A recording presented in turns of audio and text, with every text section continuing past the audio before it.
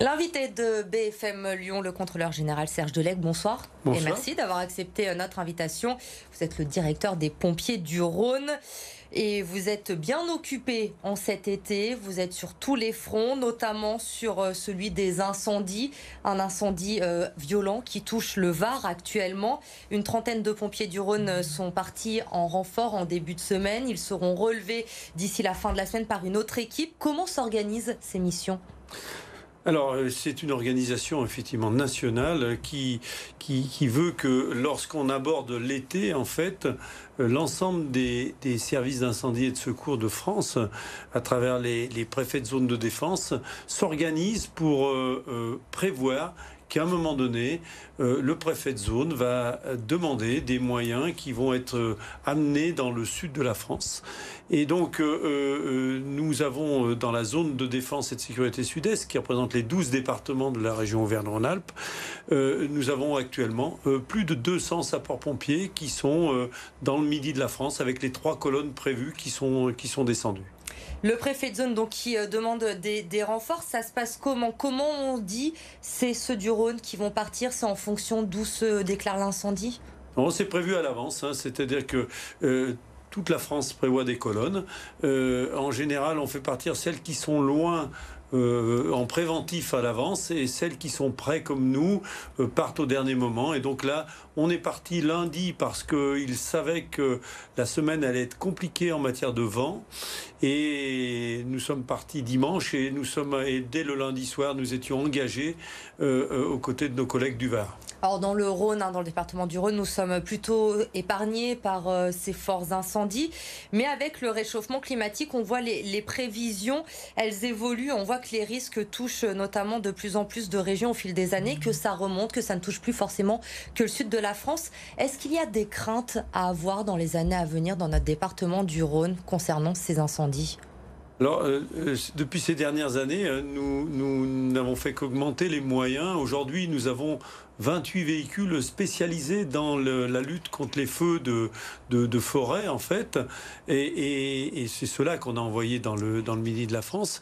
Et probablement que dans les années qui viennent, dans les 10 ans qui viennent, probablement qu'il faudra augmenter encore le nombre de moyens, parce qu'à l'évidence, on le constate, même si cette année on est en dessous de la norme, on constate qu'effectivement une répétition plus importante du risque de feu de végétation. Alors, autre alerte pour les pompiers pendant cette période estivale, ce sont les noyades. Alors, la météo n'a pas forcément été propice aux baignades chez nous cette année. Vous avez eu beaucoup d'interventions tout de même depuis le début de l'été ? Alors, on est effectivement sur un chiffre qui est assez élevé, puisque on est très légèrement au-dessus, on va dire 10% des 3 dernières années, même si l'année 2020 n'est pas très significative avec la Covid. Et on constate que voilà, on fait quand même un nombre d'interventions important. Alors, il y a 2 catégories. Il y a quand même les 3/4 des interventions se font sur des plans d'eau ou sur des rivières quand même. Et puis, on a effectivement aussi les piscines privées. Et donc là, sur les piscines privées, on constate vraiment deux tranches d'âge. Il y a les très très jeunes. Et là, il n'y a pas 50 solutions. Plus vite ils savent nager, mieux c'est.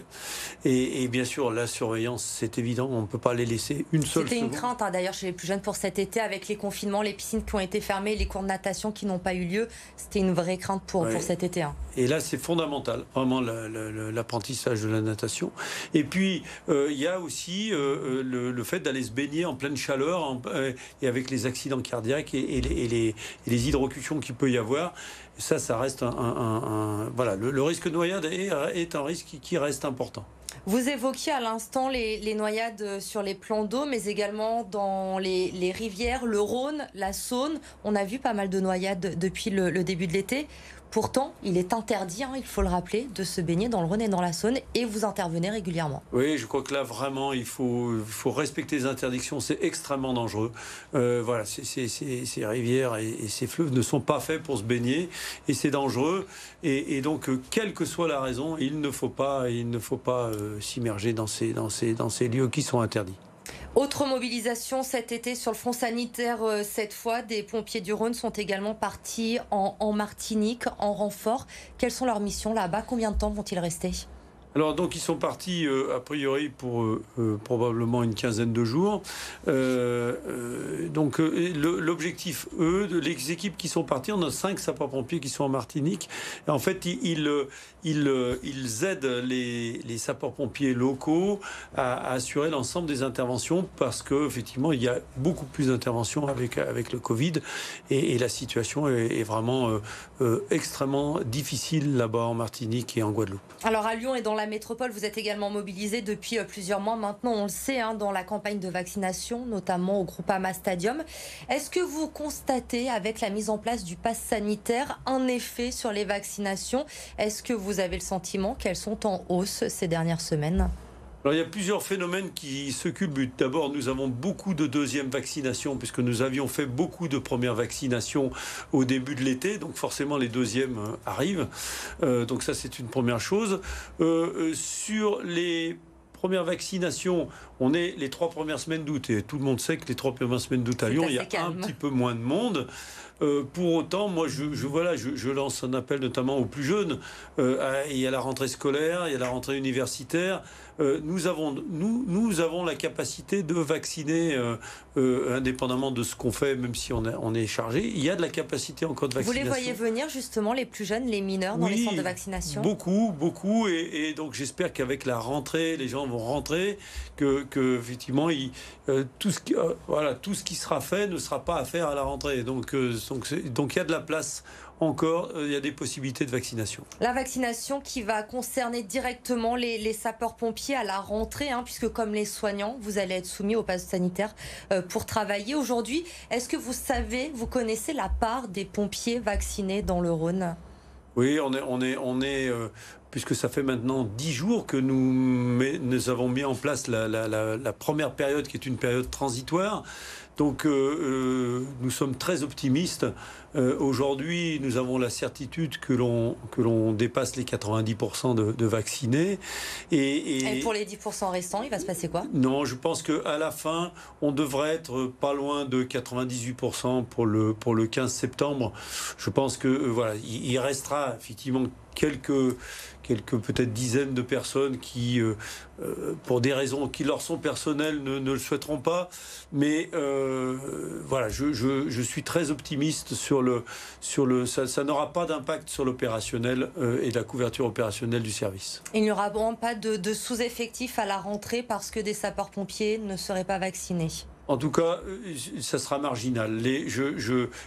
Marginal et sans impact sur la couverture opérationnelle.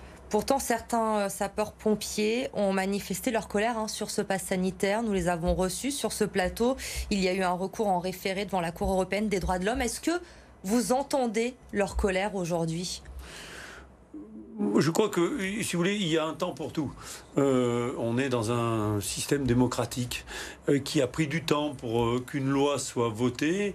Aujourd'hui, la loi est votée, elle est au journal officiel, elle prévoit des périodes transitoires. Je les mets en œuvre et bien évidemment, les gens ont la liberté de ne pas être vaccinés, mais il y a des conséquences. Le 15 septembre, ils ne pourront plus être en activité. C'est leur choix.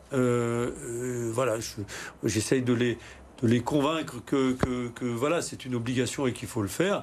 Oui, il y en a quelques-uns, mais... Vous avez eu des échanges aujourd'hui avec des sapeurs-pompiers du Rhône qui vous disent: je ne viendrai plus travailler après le 15 septembre, je ne me ferai pas vacciner? Oui, mais je vous dis, ça représentera à la fin 1 ou 2%. Donc aucun souci de fonctionnement pour les pompiers du Rhône à la rentrée avec ce pass sanitaire? Aucun. Merci beaucoup, Serge Delec, d'avoir accepté notre invitation, d'avoir été notre invité sur BFM Lyon. Merci de m'avoir.